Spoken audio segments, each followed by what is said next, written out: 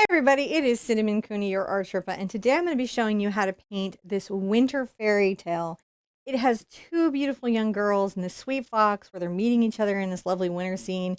And it was such a gorgeous image, it really inspired me to be creative. Now, I'm going to be explaining to you every part of this painting process so you can create this for yourself at home.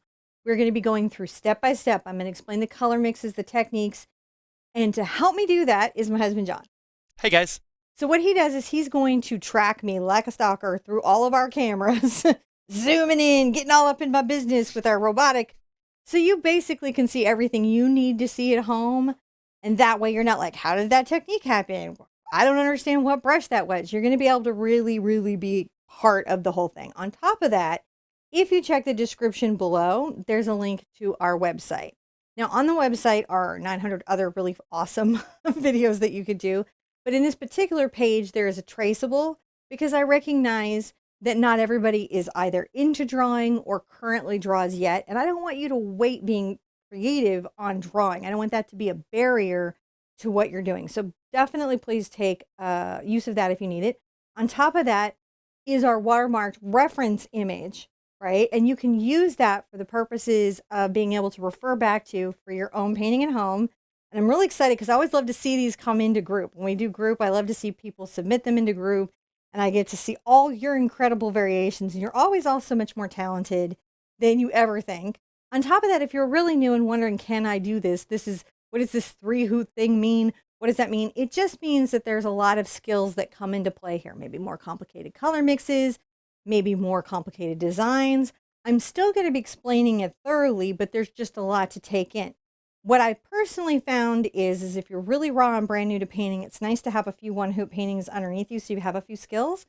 But even so, you're always going to get a lot of information out of these lessons. This is a two-parter. You guys ready for that? We're going to get deep into this. This is going to be our big baby for the holiday season. I'm ready to just jump on in. Are you guys ready to jump on in? I think you know all the information, the general stuff, other than why I have this color hair. You may be wondering that soon. But if you're cool to still continue painting with me, let's jump on in this and get this beautiful beastie done. You guys ready? Yeah. Okay. So this is that reference that I was mentioning. And I do think, seriously, that it's very helpful to print these out and have it as a reference if it's available to you. Now, if you don't have that option, we do tend to include a picture-in-picture on our videos because we recognize not everybody has access to a printer. And just being able to see what the goal is can sometimes help. I'm going to put that aside. So I can use that for references. Now we have an 11 by 14 surface. This is an Artist Loft artboard. It's just convenient for me to get and they store well. It's not preferable to something. You can do this on stretch canvas. You can do this on paper for acrylic, like there's special paper that they make for acrylic. You can do this on any artboard. You could even do this on an ampersand. It's such a beautiful piece. If I was going to be doing this for, that type of purpose, I might even upgrade to an ampersand. So you just got to do what's right for you. You see words on these? These are our wishes. So when we do videos, we like to include wishes and intentions and thoughts and ideas that we put into the painting and hopefully send out into the universe. Generally, you guys submit those to me. You're really on today. You're not missing those switches at all. Isn't he on today? I know. Right. Okay. Wow. Usually I'm like waiting for the camera to switch, but you're like, boom, I'm on it. Okay. It's like a whack-a-mole today. Okay.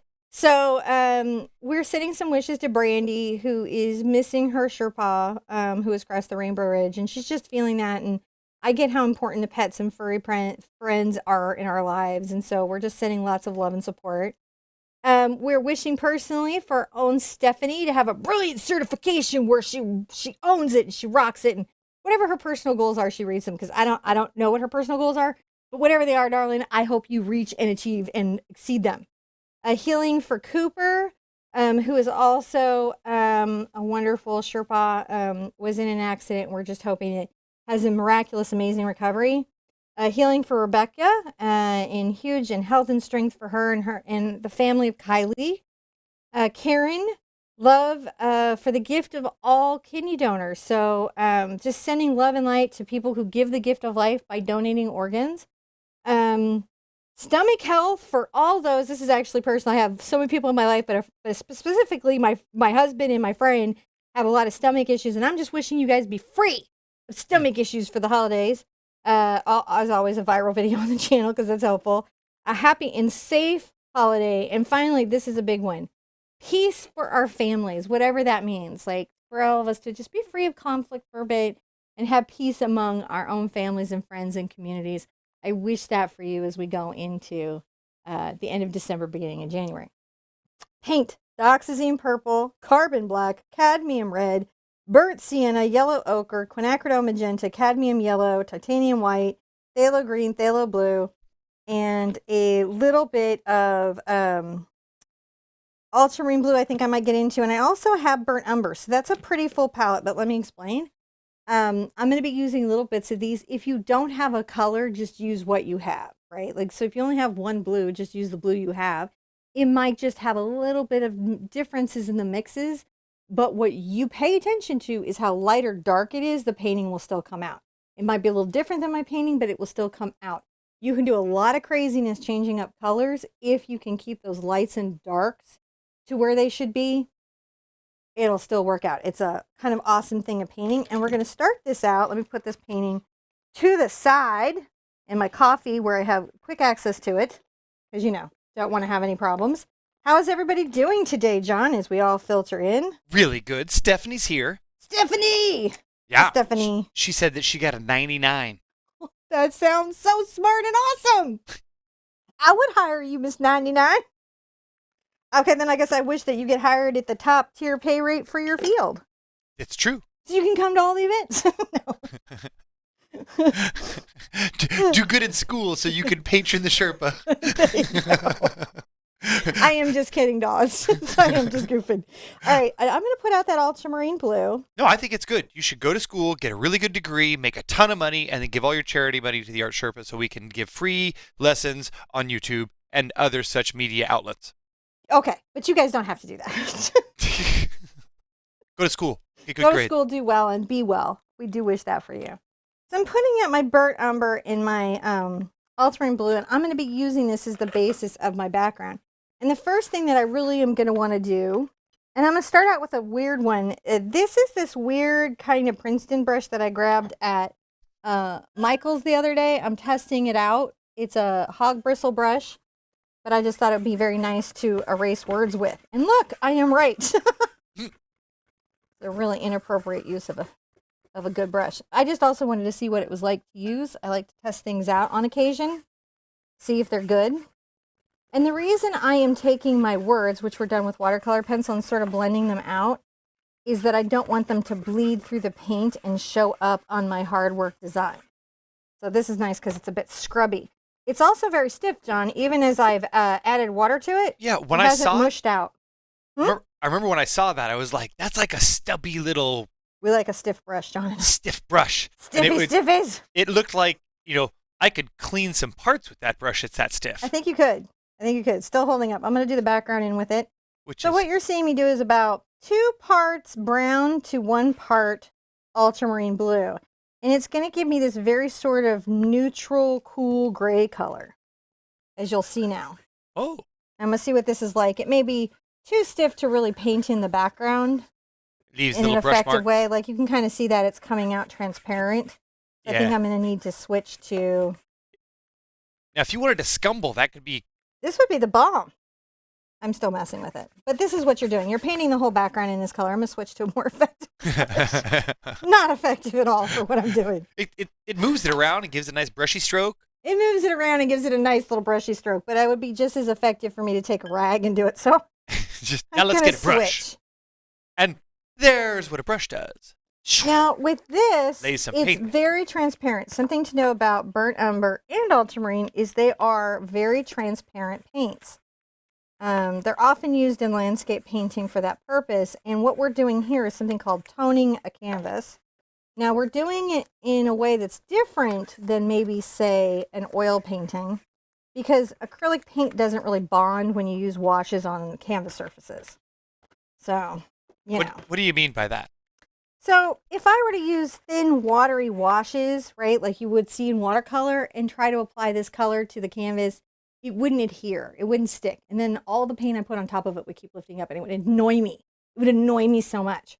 So I don't want to be annoyed extra than I have to be. Yeah. Add less water. But you can see it's a very kind of neutral, very similar to what we have in the reference gray, and I'm just making sure I have a nice adhered coat to everything. Isn't that nice? Yeah. I don't know. If you've got that in, you have the first layer of your painting. Now, I'm not going to keep layering this up. If you have student paint, like I'm doing a level 3 paint, the difference is there that my paint has a ton of pigment, even in the transparent coats.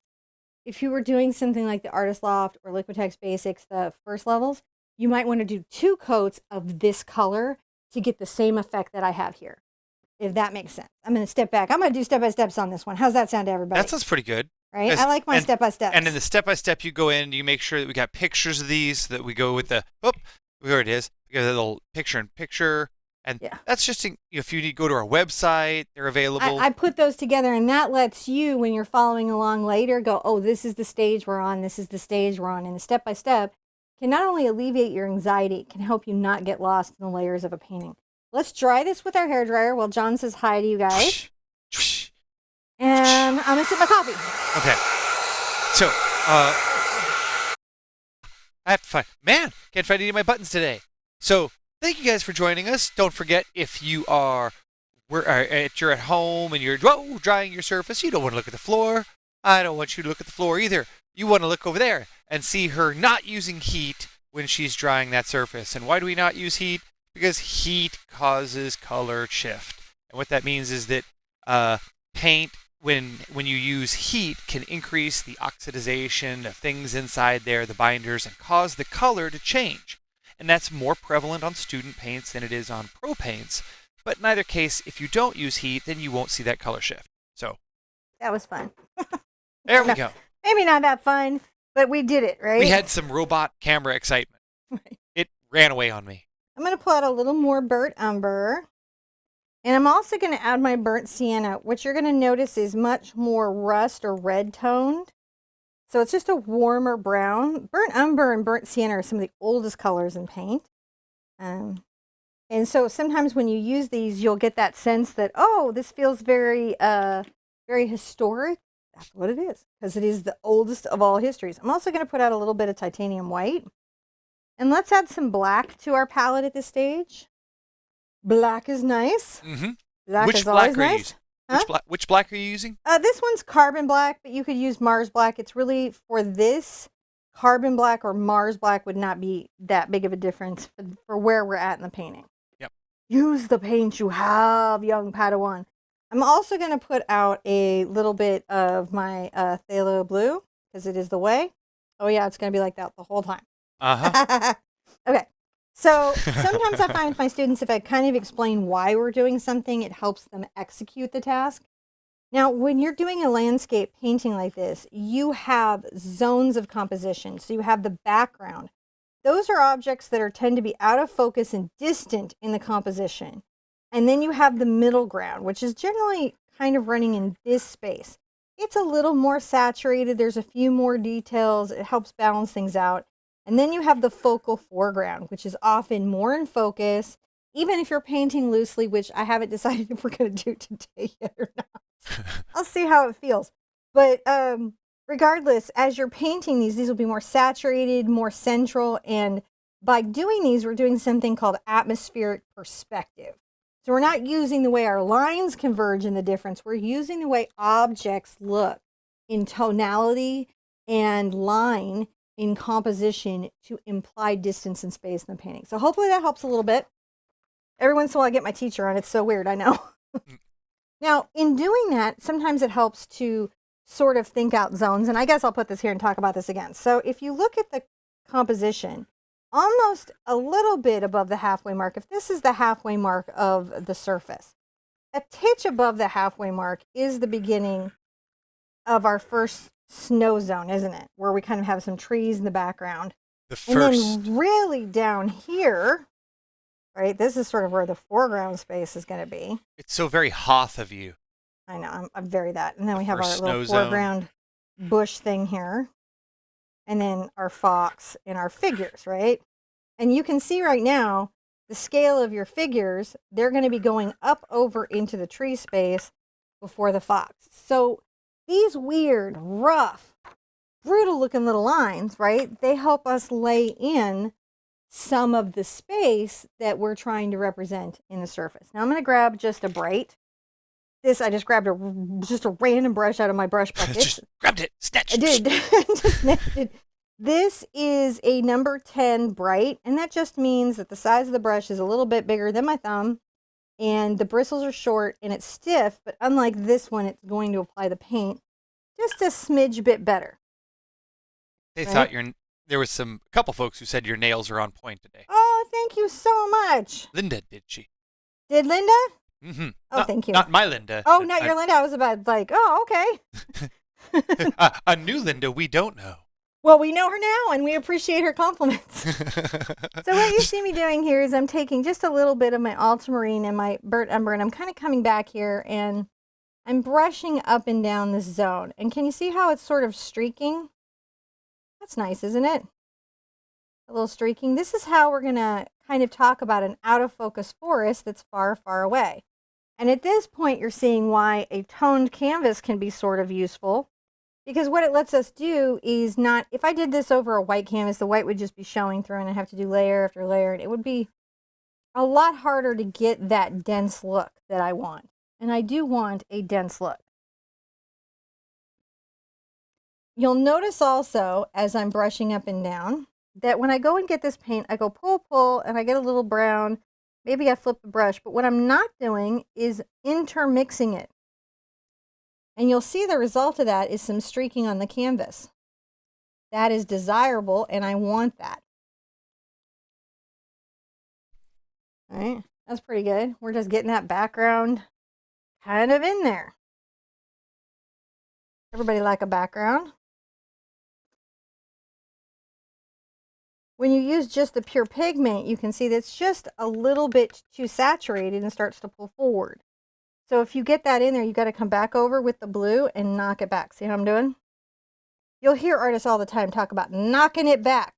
What they're literally saying is I'm desaturating or doing something in my art process to push back this object or this space or this zone on my surface. Sometimes it sounds like artists are being fancy or pretentious, but they're just generally talking about a technique or a process. Not that we don't get pretentious artists, we certainly do.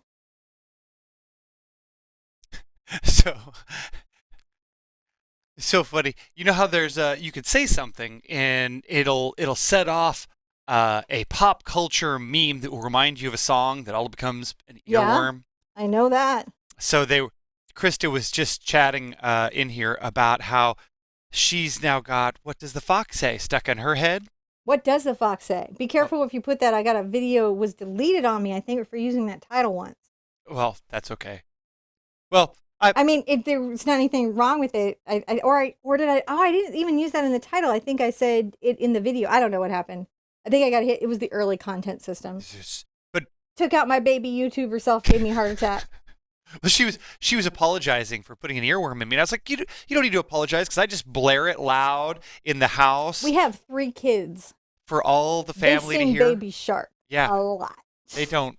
We're cool. Letting it go for years. Yep. Now they got to be true to themselves. So earworms, back to life. Right? Just some of us. I always like I love looking at artists that like have like the outdoor secluded studios away from the family, and I think, what is that like? Because I have toys and stuff under my feet right now. Yeah, it's like, we're lucky to walk into. Huh? So we're lucky to walk into a studio that it's not like got a carpet of Legos and toys, because it's a clean space that they can spread out and have a Lego war. And that makes sense, right? Totally. I'm going to take, this particular one is called an Ultimate Varnish, right? I'm going to get it a little bit wet and do some interesting stuff here. And I'm going to let it kind of break open.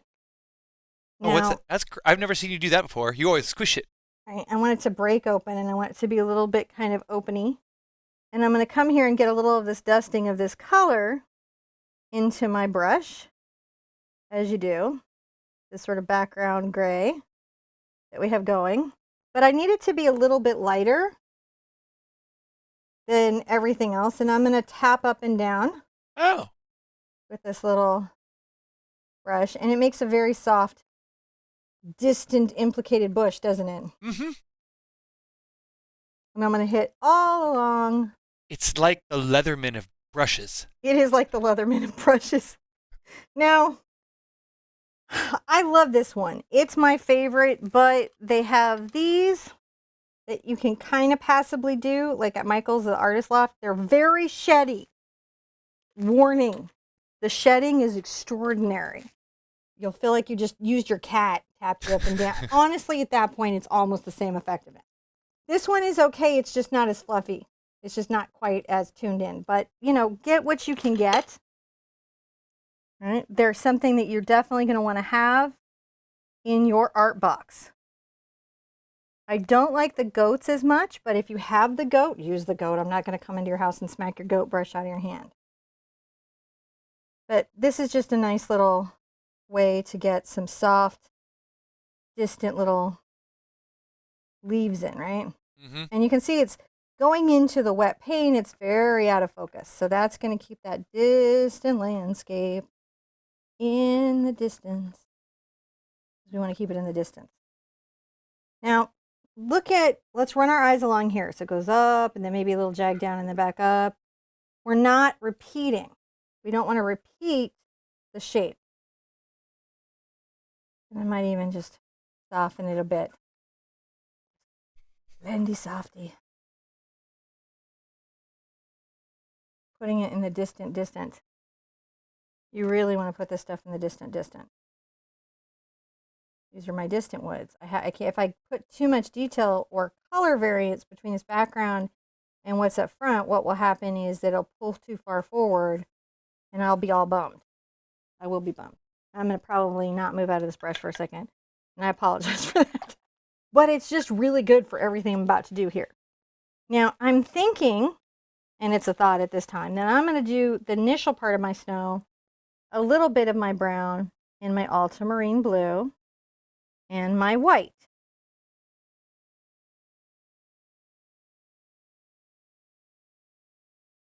Pretty dark, right? A little water to make sure it flows, not too much. And let's start to put in this. Isn't that lovely how soft that is? Mm-hmm. Background snow.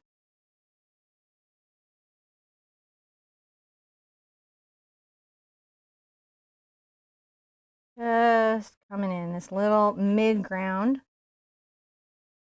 of landscape.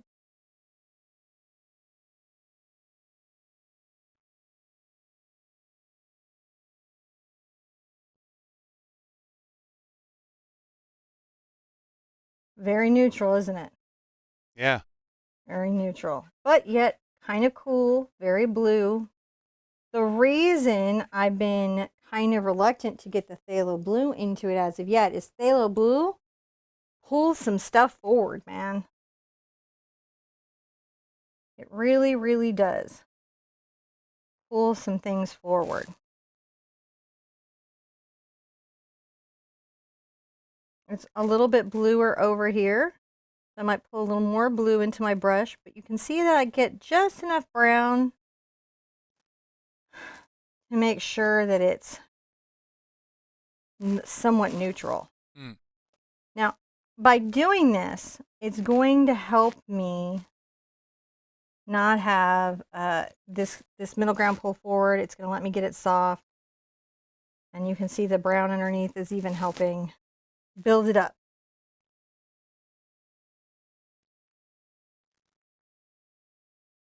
Just blending that blue in. At this stage, you can start looking at how light or dark zones of the background are. Are they more blue? Are they more white? And start to play with those zones. Right, like this zone right here is maybe a little more blue in the center. Fun stuff.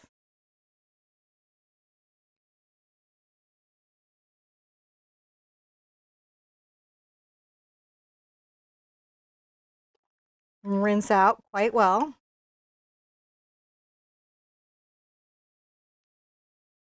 I'm going to get a little small amount of my phthalo into this mix. Man, I got to be careful.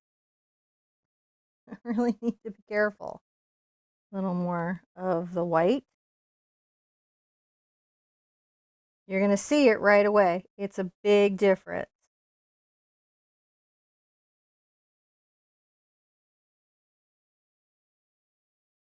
Well, to my eye, it is. It might not be to the camera's eye. The camera might be like, yeah, I see nothing. But it just creates this nice layering. And you can see I'm still working this soft brush over this space. Let's create a little blue zone right there. There's this very subtle blue to purple shift. Kind of range that just says it's winter. Yeah, we totally can see it. Fairy winter. It's very fairy-ish. I can see that it's very similar to the color, the subtle color shifts in your hair. My hair is anything but subtle. It's really interesting depending on where I am to see the reception to my hair. Because sometimes people are very like, oh, that's so awesome. And sometimes I can tell I'm in the wrong place for this hair. And everyone is looking at me like, what happened to her? Her hairdresser really messed up. Does she know that she's outside?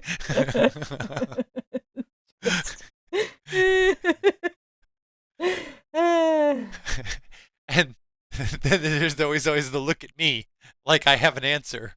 Yeah, like he's somehow responsible. Like, you let your woman do that? It's so true, though. So there we go. Don't you love how, like, sometimes other people try to make you answer for your life partner, and you're like, I didn't marry him because, like, I had any say in the matter. I just liked him a lot, and I married him, and so now we do that. But don't act like I know, like, what they're doing. Mm-hmm. Now I'm going to take my brush, clean a paint, and I'm going to just very carefully sort of soften this little back edge here. Just make sure that it's a little out of focus. Can you guys see what I'm doing? Yeah. Just a little bit out of focus. Not too defined on these edges, because we don't want super defined edges. Zoom in so and if you've got to get back into your bush color, distant leafy bush color, which we were so fond of, right? You're moving real quick. I'm going to let them see this in here. So. Okay, which thing am I moving to? Yeah, you're doing good. I just wanted to see this blend line that you're working. I just am trying to make sure that's not a hard to find line. We talked about atmospheric perspective. The wonderful thing about me having vision problems is I can tell you things that are far away are deep bokeh. In other words, they're out of focus.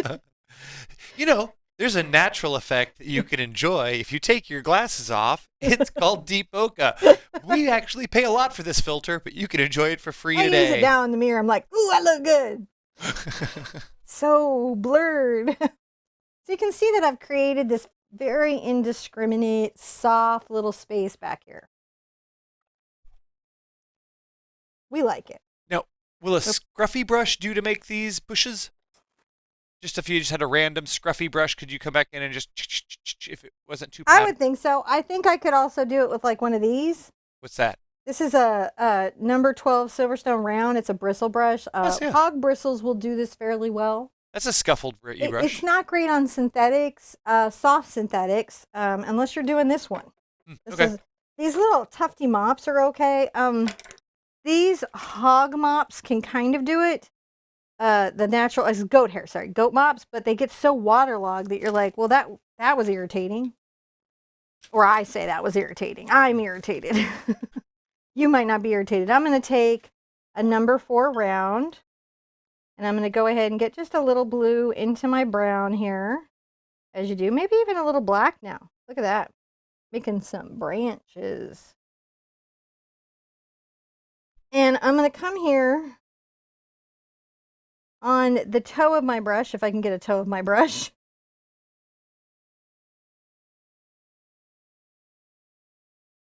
And I'm making some little distant grass. Little short mark.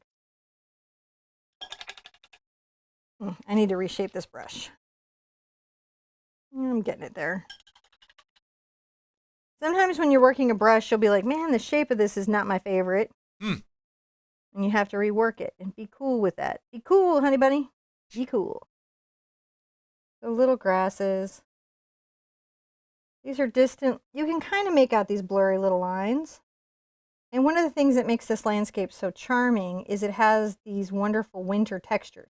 Winter kind of has a texture to it, doesn't it? It does. You know, if you just squint, you might see a tauntaun in the background.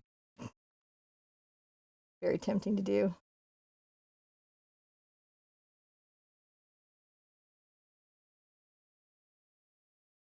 I'd put an Ewok, but I'm not trying to make a horror story. No!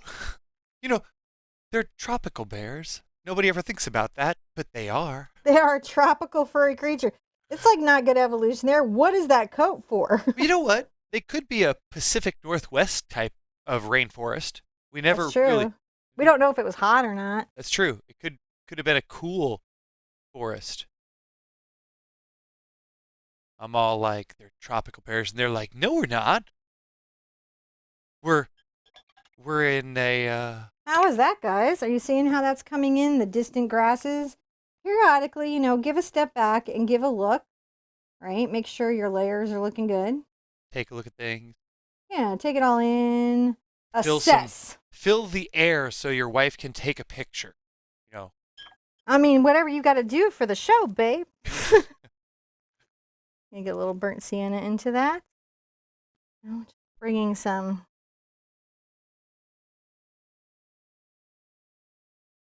light little,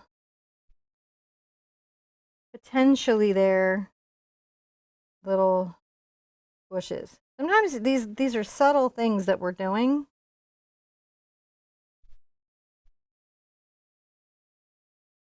And it's about showing this space that's a distant landscape. Now, there's some rocks here.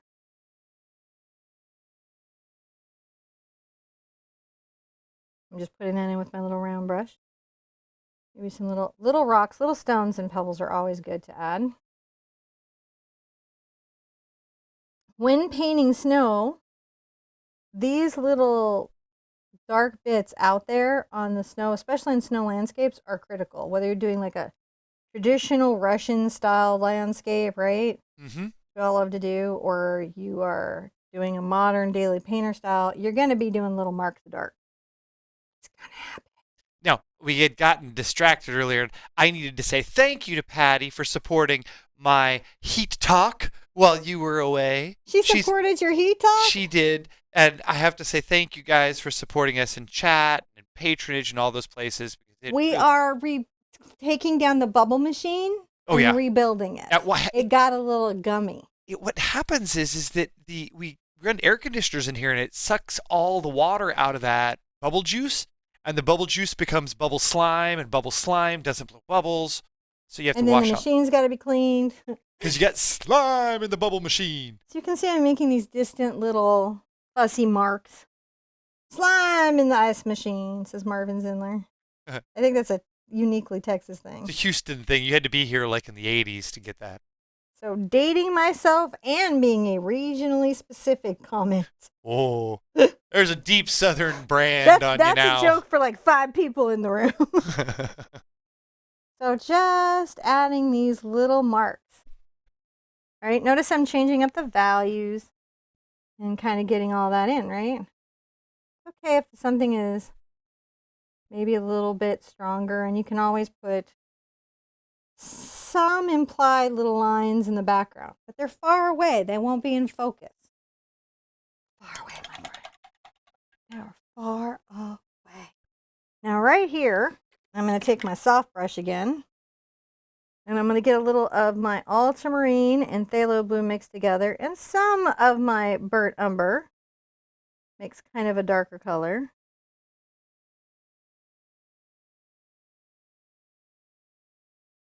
Right here, kind of coming down diagonally, is a bit of a darker patch.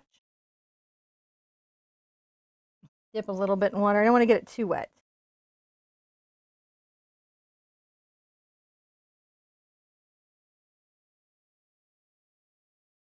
So you can see it's a little more color saturated. That's nice. I'm rinsing out and I'm wiping the extra moisture out of this brush. No. And by the way, I'm being so nice because I have like 3 of these. And I really need all three. It's like crazy. But So I don't always demo using all three like I normally would, simply because I realize that you guys might be initially just investing in one. You might not be like, what, three? so I'm kind of watching some chat and trying to read between the lines. What's the And lines? Is it good? well, what I think is that some of the community members are really struggling and finding that they're not speaking about their own work as positively as they could. Oh, yeah, that's hard. And guys, sometimes when you get in those places, realize it's a part of the painting process. Don't, you know, realize that every painting has an underpainting phase, and not every time you're gonna, is it gonna be perfect? So sometimes it's okay if you go, man, I learned that this was a way not to do that, and I can start over.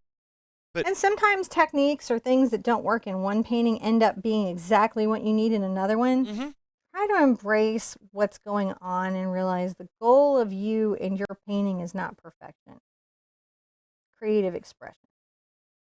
So I'm adding a little bit of a light value here, and I've got a bit of a dark value there, and I'm just trying to build that sense of hill and space, but still keeping it pretty muted, right? Blending in some white, just making sure it's soft. Be soft. Be gentle with yourself. Say nice things. Because your mind doesn't want to be picked on. hmm No, it doesn't. I'm going to take a little black over to my burnt umber. Might even get a little of my, you know, burnt umber into that a little more, just softening it, dipping in my thing. And I've got a whole little slurry of these bushes. There's a clump here, and then there's some more clumps here. And you'll see me pull these up. This is a bunch of them that come out of this one little spot. Let me get back. So when you're coming in, you're going to want to touch it. It's the hardest presses at the beginning, and then as you move up, you're going to want to lighten that brush stroke.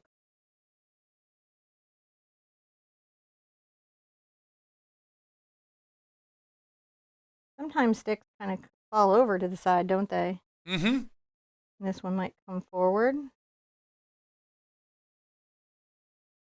Some little grasses that are here. Pulling that in, softening that.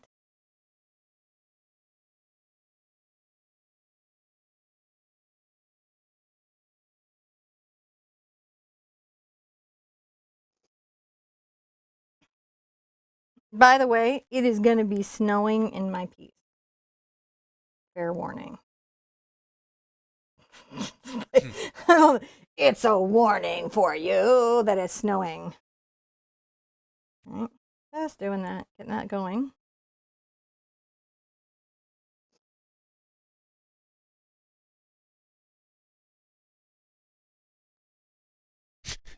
You just mess with me. I do. Well, I'm looking to see where do I want to put a thing.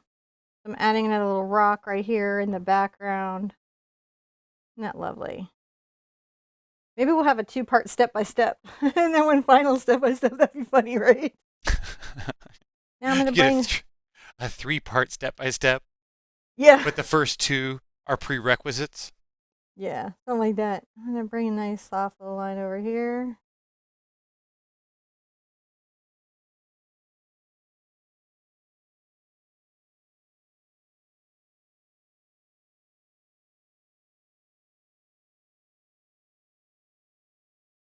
And what's happening is because these lines are hard, even though this is a distant thing, it's pulling too far forward. Soften that out They're a too bit. sharp Too sharp. in focus. Too in focus. So there's a bunch of solutions for that, but my big solution is going to be change the color more into the blue. When you're trying to put something in your, especially in your wooded landscapes further away, if you change the color to a closer match to the background color, it'll push them back. See how that suddenly makes it a little more distant in its world?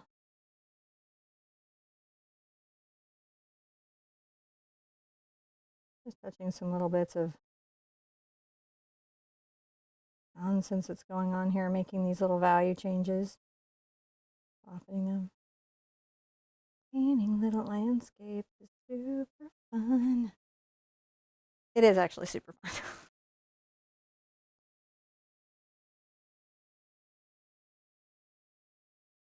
Now, when you see me dip my brush in water and come here and do the swirl, swirl, swirl thing, what I'm doing is I'm thinning the paint. So I can get a finer line.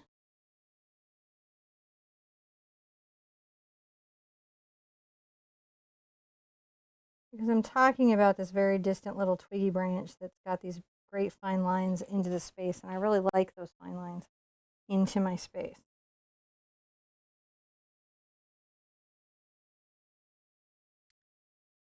You can see me go here, I go kind of in an arc towards the left, and I stop abruptly, and then I come up a little more right. That's going to help it feel like a broken branch. They're just distant broken branches. Now, I'm going to try something. Wait to see how it works out for me. Let me be the person who tries this out live, unrehearsed. Yeah, unrehearsed. We have no idea how it'll be. YouTubery in front of everyone. 750 of your closest friends. That's right. How will it go? Let's find out. Could be terrible. But then you'll get to see how I fix it. So what you saw me put out, I'm going to, while I'm mixing this, I'll explain a little bit of what I'm doing. This is fluid paint or soft bite paint. So heavy body paint is all stick and stiff, and as it dries, remains so.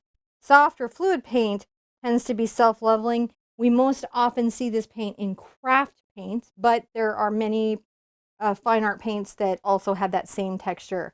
And it's self-leveling, and it's very smoothing, and it has a lot of pigment in it.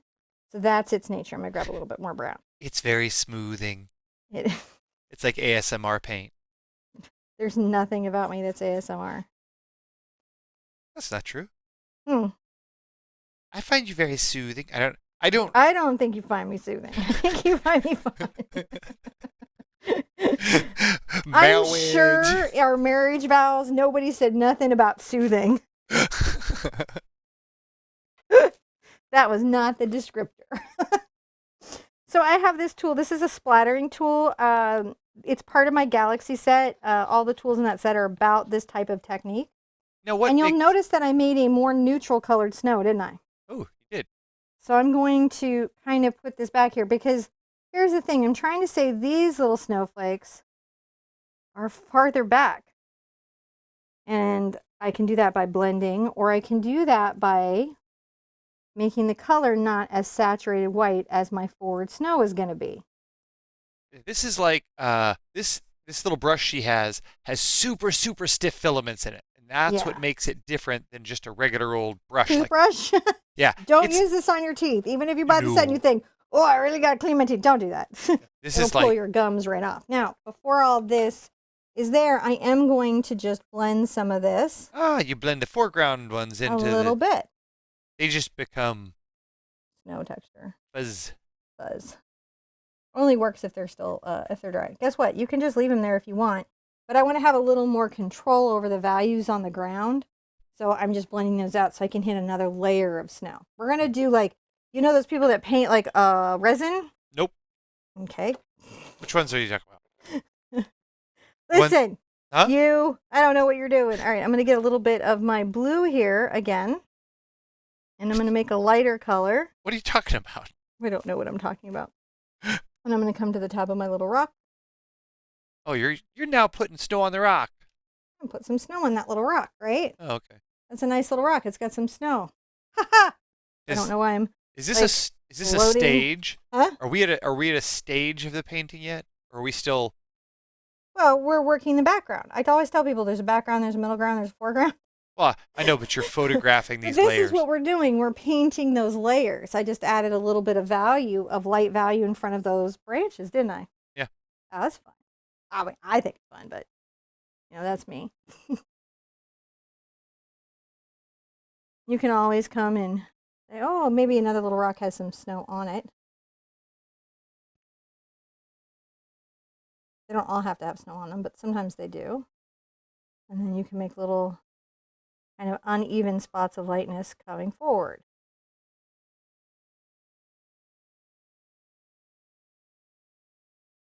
It's delightful.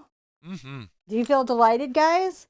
We're really building this. I get asked about these landscape questions all the time, and I don't always put them up on the channel because YouTube is so restrictive about what he wants to.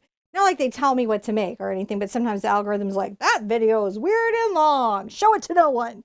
So sometimes we like kind of don't, but every once in a while I like to do that because you guys are ready for those lessons.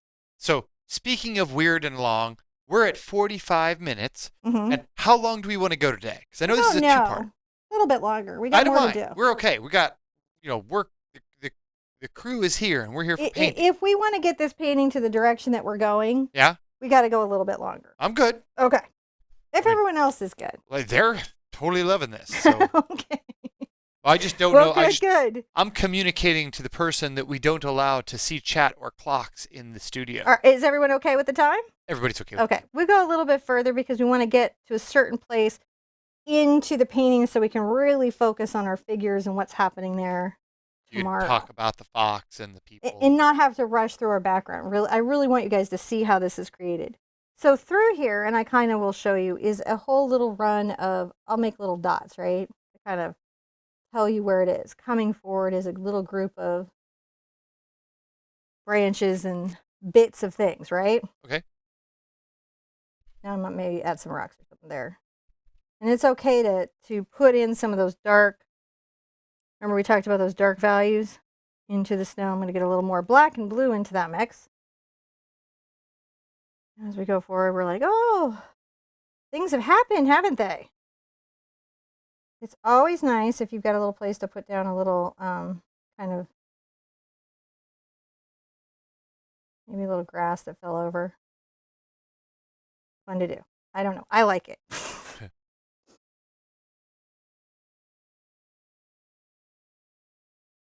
I'm going to add some of these little grass bits here. And I'm blue to my brush and just keep adding these little grass bits here on the tip. Messy.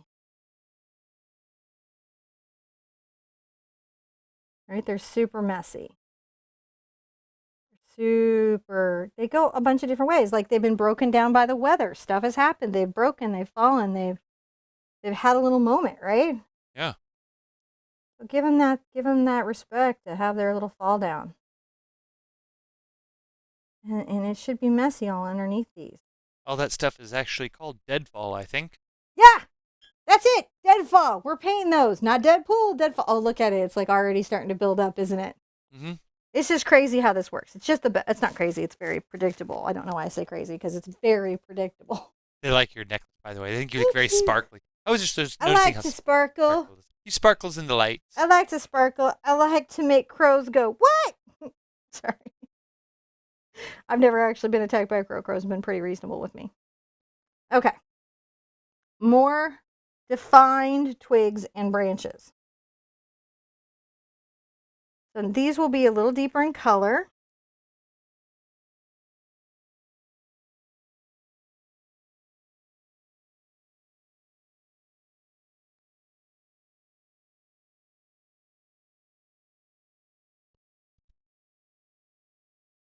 Get some of my burnt sienna in there. And what I'm doing is I'm just making sure that the branch is flowing off my brush in a way that, makes some sense. These are more defined. Did you see how I kind of broke it there? We want to break these lines.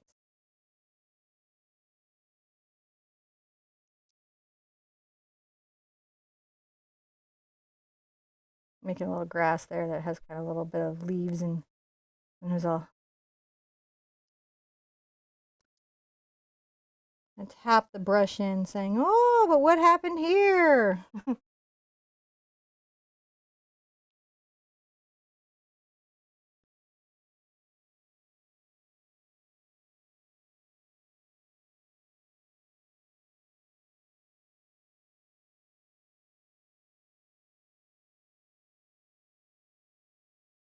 More defined things that are afoot.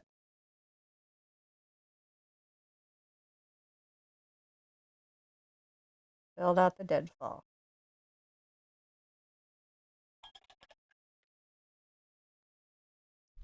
Little of my dark color here. Let's put another little kind of rock right here.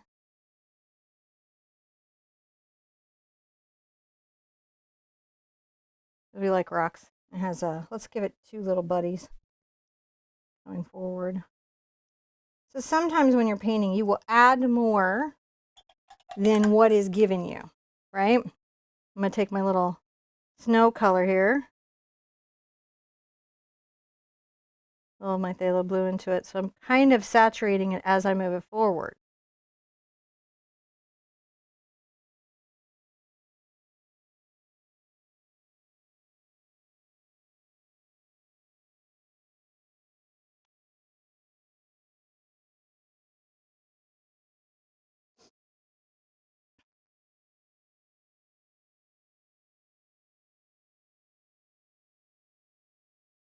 A little bit of this, and I'll dry brush this. That's where there's not a lot of water on my brush. And I'm just dragging the brush over the surface and letting what's underneath show through. Different kind of look. Different kind of feel.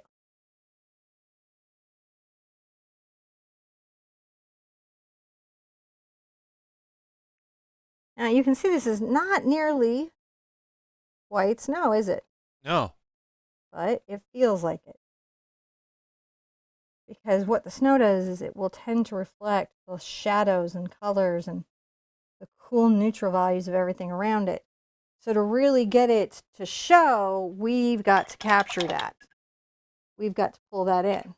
So now I know that was a lot of work to get there to a bunch of twigs in a background, but you can see this is really starting to become something, isn't it?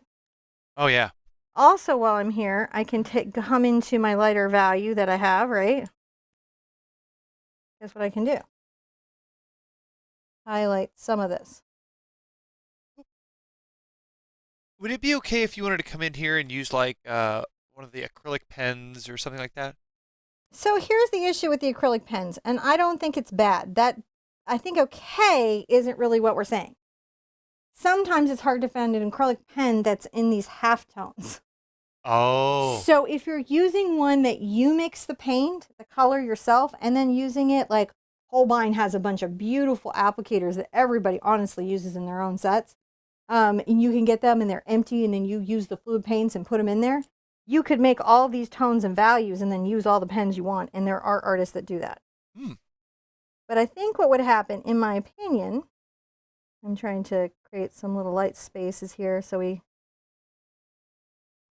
kind of see these little twigs having value, right? Little light and dark. Yeah. It's important stuff.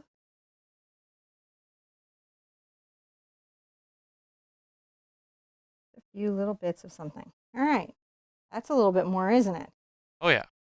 Super nice. Super good. Okay, this front bit. Let's get back into our floofy brush. Your floofy brush. Our floofy brush.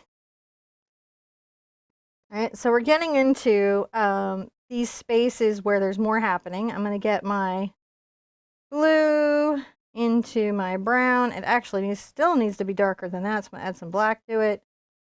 And I'm going to say right about here. Oh, there you are. There's a bit of something. Poking up.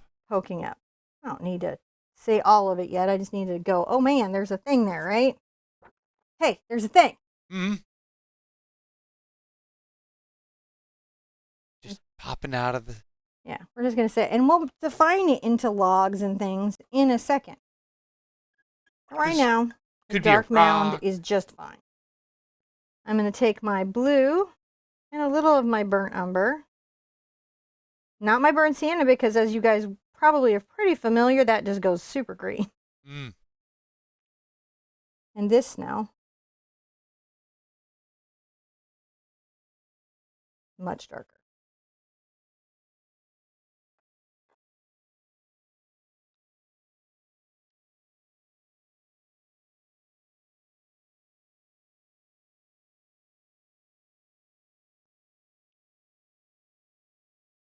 Values here now will be darker and lighter and more stark with harder edges. So once we get that kind of worked out,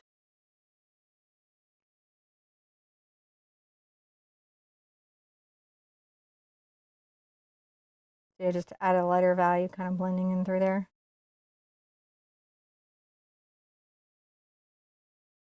No, so much fun to paint.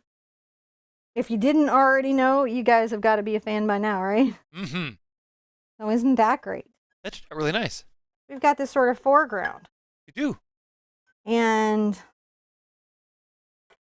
we're going to get this all the way through most of it, but the figures, and then we're going to start with the figures on the canvas next time. And I'll talk to you a little bit about that.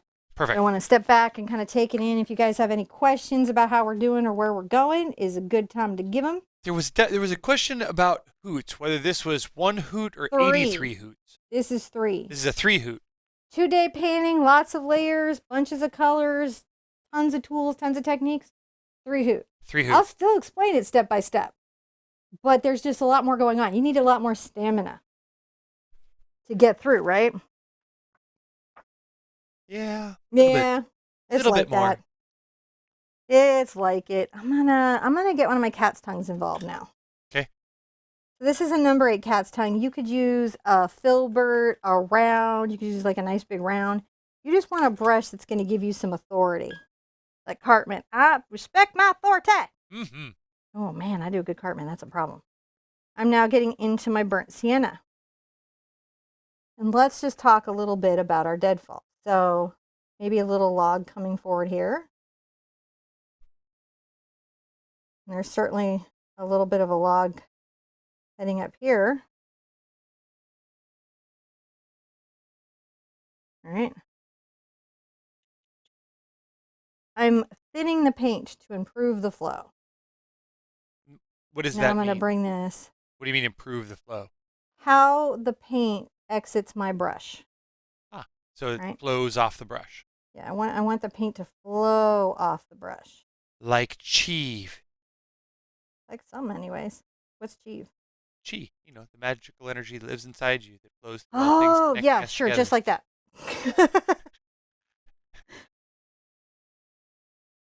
I'm going to come on the toe of my brush and maybe have some little twigs or something happening back there. Oh, well, thank you, Patty. Patty's doing a Sherpa dance because she's excited. We've got over 1,000 people with us today. So I would be doing a little Sherpa dance with you guys.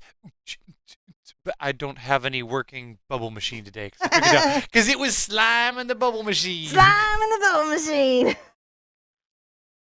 But it will be back for part 2 because it's been disassembled and drying on the floor. And Cinnamon actually had the conversation before we went live. We're like, okay, so are we 5 minutes later than we already are and plug the bubble machine in? Well, it would have been a little bit more than 5 minutes. Yeah, probably a bit more. Because I think if I thought it was 5 minutes, I'd have been like, get them bubbles on. Because I actually had to go get the bubble solution and put it into the junior pin. And, it's stuff. It's work. And kids run off with things everything like that you own. Clamps and junior pins and safety cables. And so you're like, where did it go? So I'm creating this first sort of much more focal bit of branches. Oh my goodness, these are focal branches. There's a lot of branches. There is. There's a lot happening here in this I guess it's deadfall. This is maybe not, Deadfall yet? Yeah, it's maybe dormant or just a stick in the ground. Look, we got to get to the berries. All this work is about these berries. If it's burying, it's not dead. It's just saying, dude, no more leaves. It's too cold. Now, I'm going to do myself a favor, and I'm going to use this carbon fluid black. I'm going to put a little bit out, and it's going to improve the flow of my paint. I'm going to get a detail brush. It's got to be like a small little tiny fussy little brush like this, or my favorite monogram liner, which must be oh, it's being washed. It was in the spot. I forgot to pick it up. So I'm going to take my brown paint and my black paint And we're going to be here a second, guys. I'm sorry. But it's just going to be what it takes. And we're going to make fussy, involved, in focus little detail lines of tiny, ridiculous little twigs. Aw, Stephanie, thank you. Oh, Stephanie Barlow just came in and gave us a big patron hug and gave you a big sticker that says thank you for being a pear. It's a shaking pear. It's a dancing pear. Thank you. It's a cool sticker. it's almost, well, we have a date for the new pears. They're a little later in the year than we would like, but the plan for them is more succinct, so I'm pretty excited about it. We have. So the pears are going to start to become like the thing again. There's some good book news coming, isn't there? Lots. It's like a library of it. Well, John made me a book station. That was one of the things that we got to do with the. You know, the one thing that Cinnamon's good at. Once she figures out how to do something, she can do a lot of it. So it was just wrangling it into a direction. Pipeline. Yeah, and then also like how to. I would say, and most of you who followed me for a minute might be aware of this. I might not be that great at spelling. and have you noticed? Our team has slowly expanded. We now have someone who's really good at layout, which is always so exciting. Which is super exciting because we're seeing some improvement in the labs manual already. That's come along really far. The layout in that really much more. Oh, usable. That's actually going to be available probably before everything else. Is the first book released will be the labs manual, won't it? Maybe it's going to be a split. I kind of hope so. It probably will. It's done. It looks pretty done. Yeah. So if you wanted to teach for a living or have a little paint business, that might be a thing to get. It'll be on Amazon soon, I hope. Yes. We decided to like let other people know how to do it. We'll be for sure. Like when it happens, we'll let you guys know. We'll be like for sure all about it. We'll tell you. We'll make a post super at excited. least.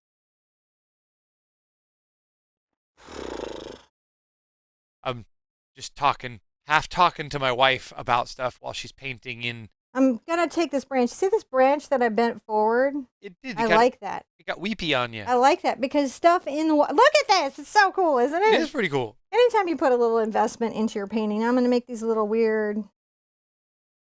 These are little kind of strange bits of something that come off here, right? Mm-hmm. And then when I come back, I'm going to be like these are like little wispy leaves. I know I'm kind of up on the canvas because I didn't bring the right glasses. Oh, no, you're fine. So that's important to do. You know, how you do that. Remember to make sure that your trees are kind of thicker at the bottom as they go up to the top. Things in silhouette that are closer will be kind of darker and more saturated. And there's a lot happening right here. Oh my goodness. It's just so involved, right? Lines, branches going back and forth, like there's little branches coming across there.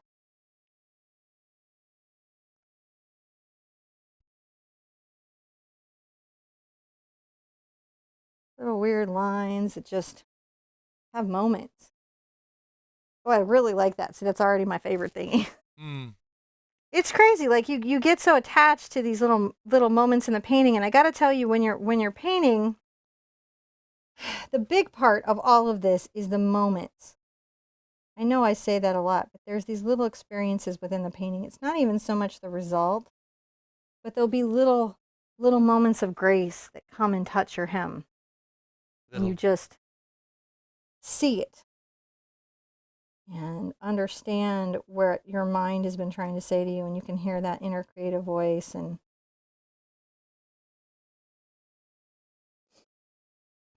start to get some real sense of space. I feel like my inner voice generally is grabbing me by the collar, shaking me, saying, "What do you think?" Really? Your voice is very interesting. I mean, you do a lot of car repair as your creative outlet, but you're not aware, my husband's been restoring a Suzuki Samurai. Psychic on this case. Okay, whatever it is, some car. It's all right. Well, there's those who are in that, like it's a thing for those. It's like any car thing, I'm also going to make sure that there's lots of bits, and maybe that's little grass ends. These are little grass ends, and then they have little leaves kind of coming down, don't they? Just little thoughts. Got you over there. Mm-hmm. My inappropriate art jokes.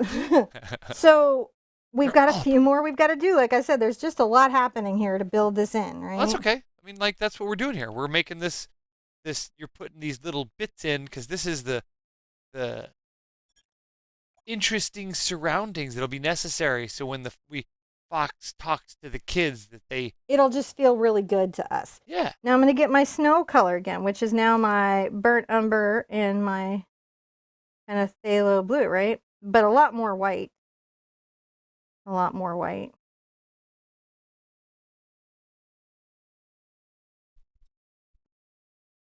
On top, on top, on top. And there's one right there.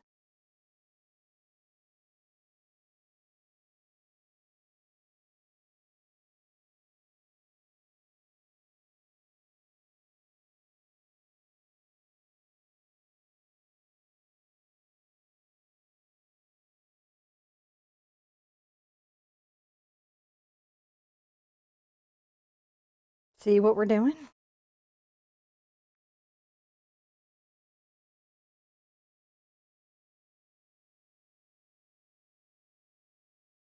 Take that up to there.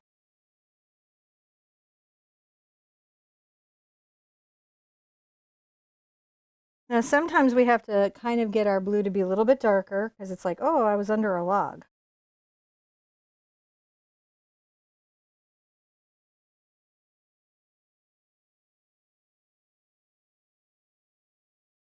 Doing pretty good. That turned out really nice.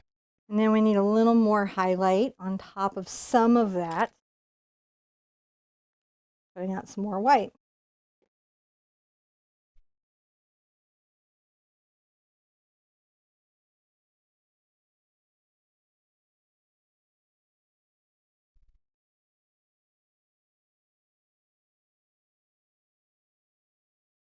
Really, from here, you have a basis for a background of any really awesome little painting here. Yeah. Winter is kind of like my landscape joy. There's another winter landscape that I did that's like one of my favorites because we were super traditional about it. Mm-hmm. And that was really joyful to me. I was super traditional about it. We were. Now I'm going to do an interesting thing here. I'm going to take that brush again. That brush? I'm going to get my fluffy. This is, if you're new in the show, you just came in, it's a number 1 inch ultimate varnish brush. It is an ultimate varnish brush, but ignore that for a moment. And I'm going to pull it apart. See what I'm doing? It does other things. It's not waterlogged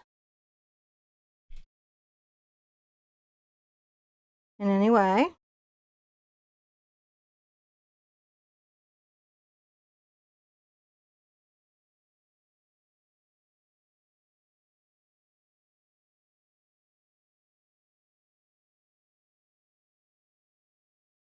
This is just about a few little, you know what I'm saying, like little dry leaves that have still happened here. Maybe a bit.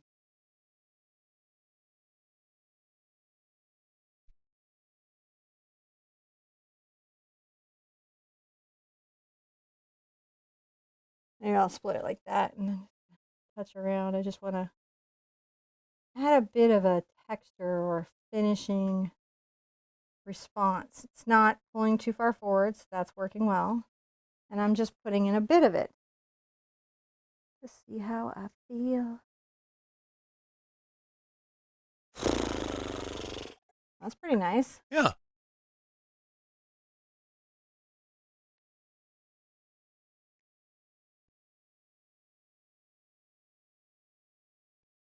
Maybe some snow. Got some of these. You know what I'm saying? A little snow got on them. Not a lot. Just a little bit of snow. Kind of found its way here to this little kind of area.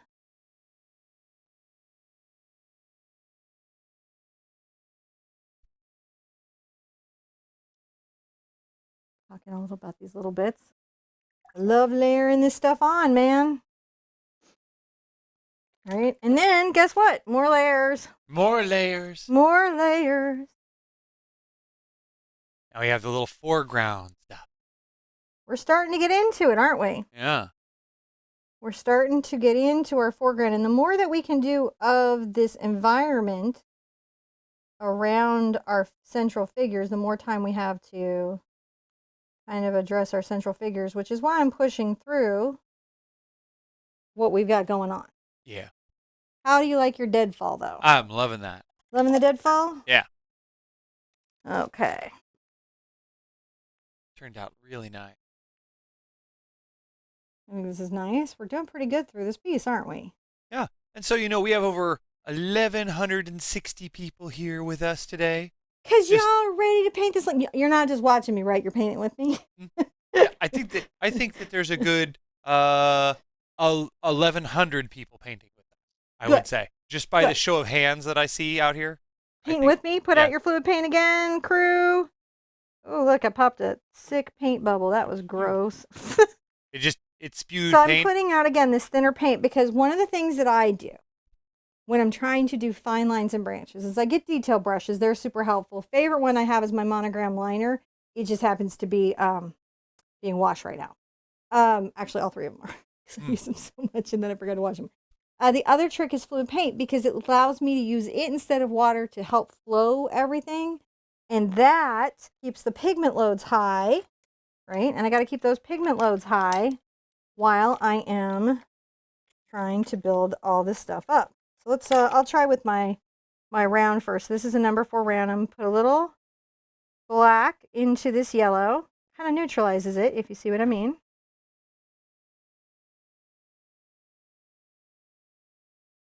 Yellow ochre can be a bit daunting. So if we're going to get into that, we want to make sure we make it as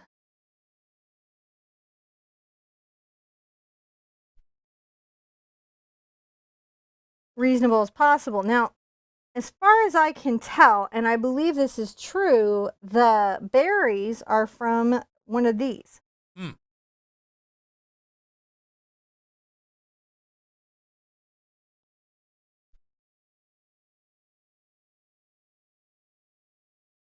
So we're just putting out some of these little tiny berry spots, aren't we?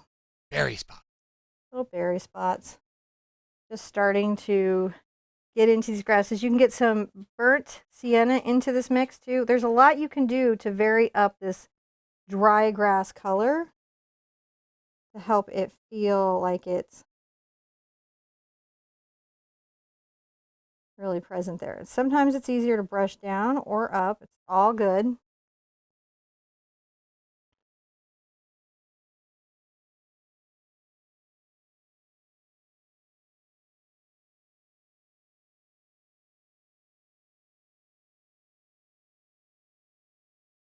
And I may switch to my smaller brush that gives me a little bit more control. I'll just take this and do some fine lines to sort of imply some stuff has happened here, hasn't it? Yeah.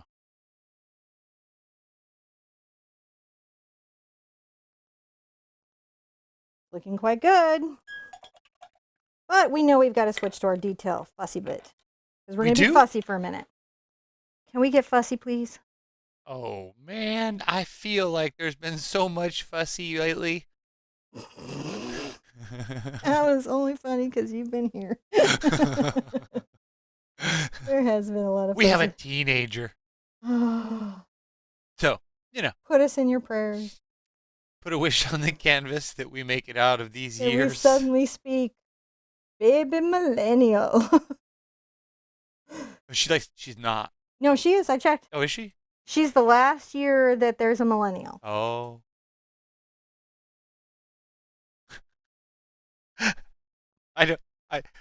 You saw how I feel about the generation wars.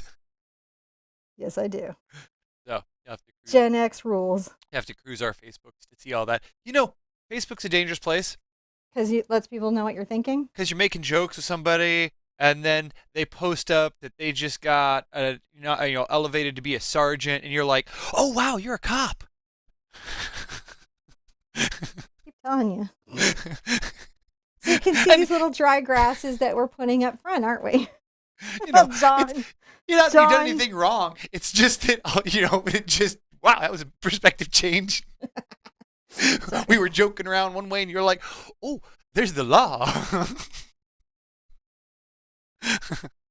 That's happened to me more than a couple of times where I find out my friends are law enforcement. Good to know. Good to know. So back into this sort of darker yellow grasses. I've got my light ones here. Right, we want to make sure that we've got all kinds of things. It has to look like stuff has happened.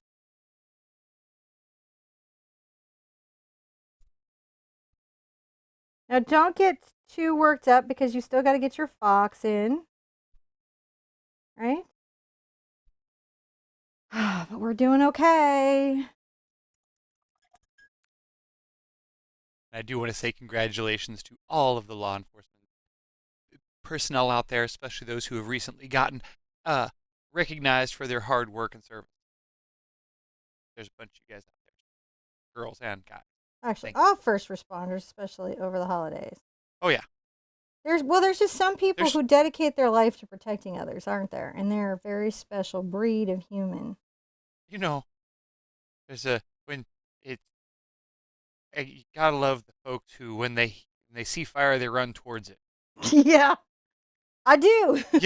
And I wave at them as I run away and follow their instructions explicitly. I do. They're like, ma'am, go here. And I say, yes, sir. Yes, ma'am. I'm doing whatever you say. So I'm just doing this fussy bit. And we need to do the fussy bit, guys.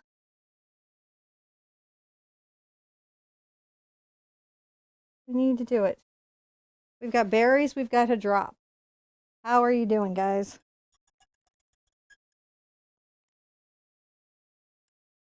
I'm going to come back maybe with my cat's tying, and I'm going to get my snow color, which is the phthalo blue and burnt sienna. And I'm going to get a bit whiter, as you do.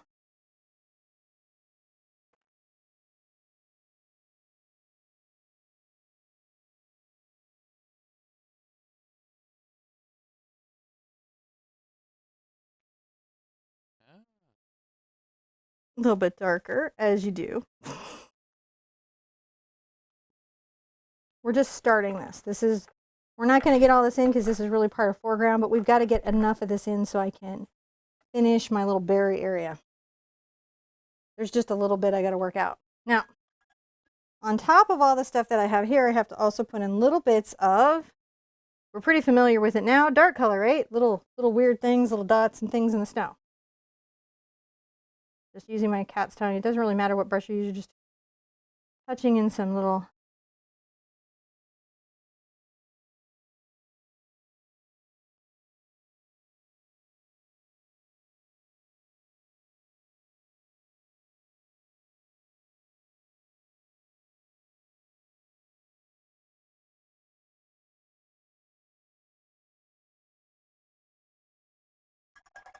berries.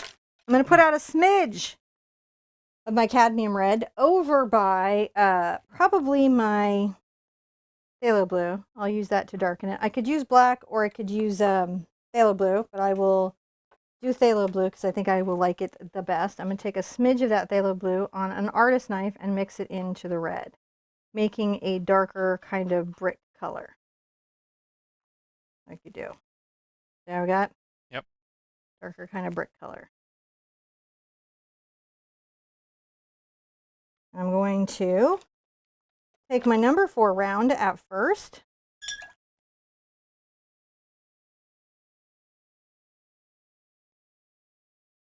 And to make the berries, I'm actually going to make little clump shapes at first.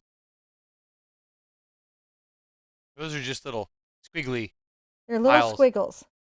It will be in the details that all of this comes together. The highlights make it berries.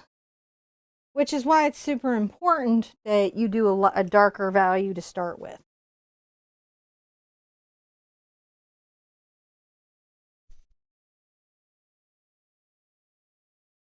The berries really attracted me to this piece, so there was no chance at all that I wasn't gonna do them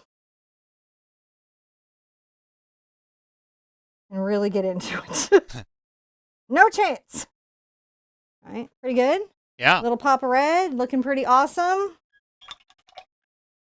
But now we're gonna need the pop of red that is gonna make them show. So I'm gonna take a little of my Cad Red regular and going to do the fussy work with my teeny tiny little brush.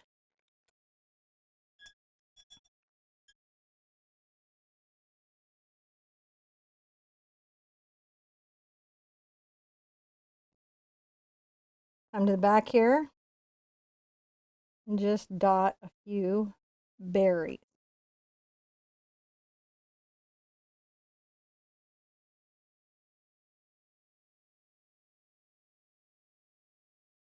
Can you see them now? Yeah.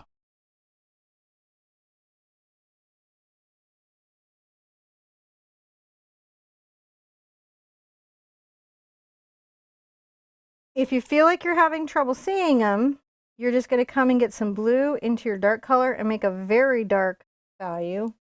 And then also come dot some dark value.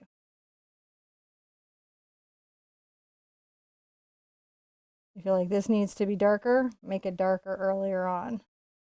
Like I feel like I need a little more contrast to the back, which you can see I'm kind of quickly putting in. So now it looks like I have 3 values, a mid-range red,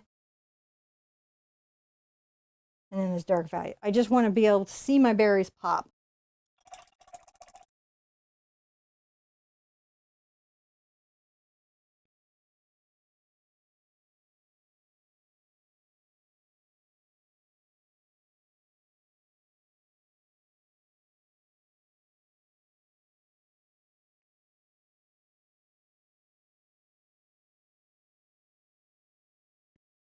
Don't eat them.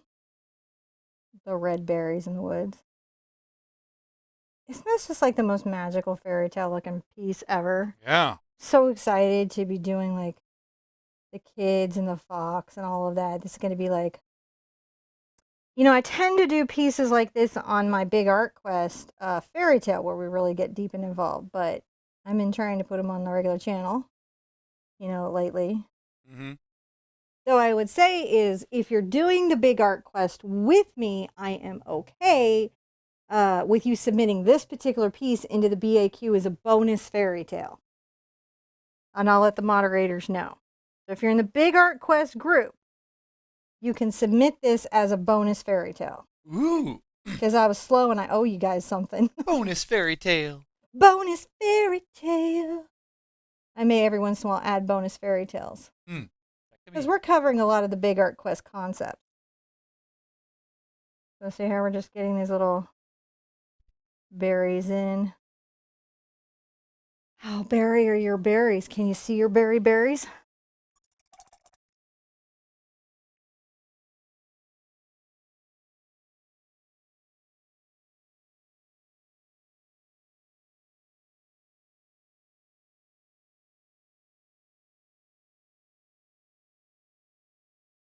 Not everywhere, but somewhere I'm going to just put a little bit of these reflections on the berries. You going to see a few reflections?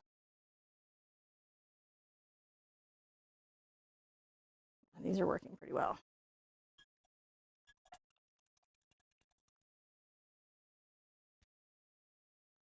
Maybe a little yellow and a little white.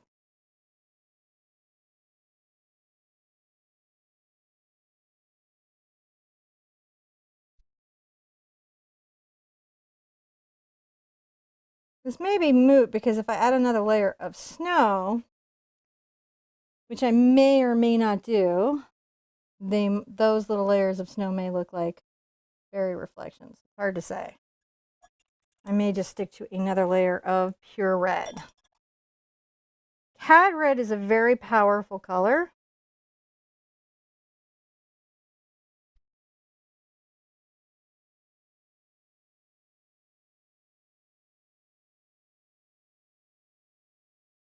There we go. There. Seeing them now? I think they're popping now. Can you guys believe we got through our background, little landscape? We're going to have so much fun doing our fox and our girls.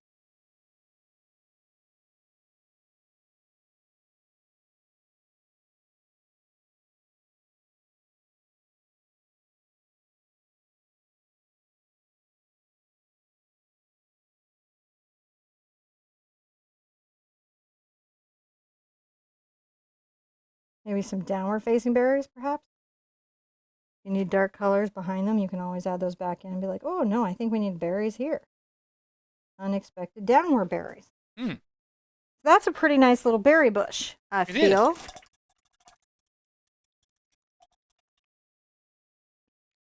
And the next thing that I'm going to do is I'm going to take a little bit of my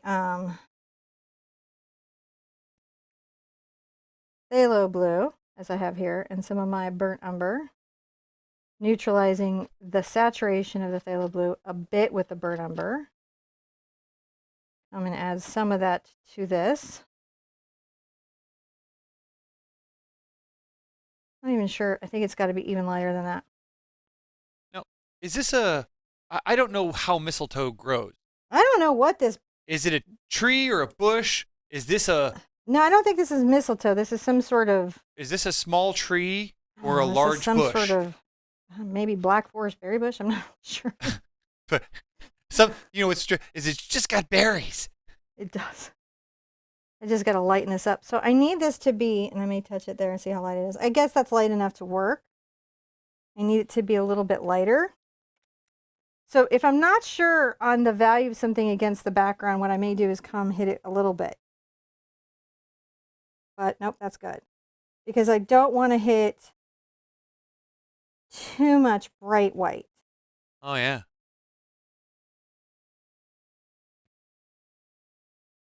And it is nice to have snow in a couple values. We don't often do a splatter technique where we really make sure that we have a few little values.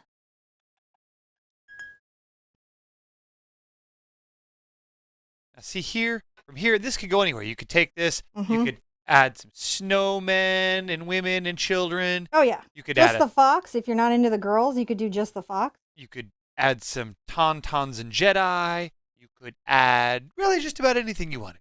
So from here, guys, tomorrow we're going to meet up at 3 o'clock on Sunday, Central Standard Time. And we're going to finish it and add the fox and the girls. If you're doing this with me, your do on your own thing that you will do is either sketch in, grid in, or trace on the girls. Now, if you're not a drawer and you're like, I'm having a blast, but I don't really want to draw those, that's crazy, I don't do any of that, check the description below, go to the TAS link to our website. On the video page for both 1 and 2, I'll make sure they're both there, will be a traceable that you can download and print out. You could also use one of the gridding tools I've shared and grid in the girls.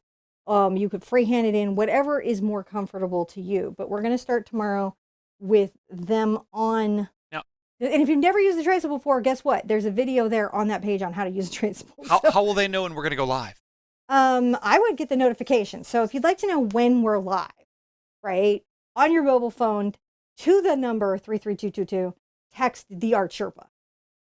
And we will tell you ourselves, not a company, not YouTube, not some platform, us. We'll just like text you when we're, as long as, unless we. There's a bunch of gnomes that do it for us, but that's why we call it a gnomification. You could paint a little gnome. You could. This would be great for some gnome. Sleeping baby deer. I think like right now, that's a decent landscape.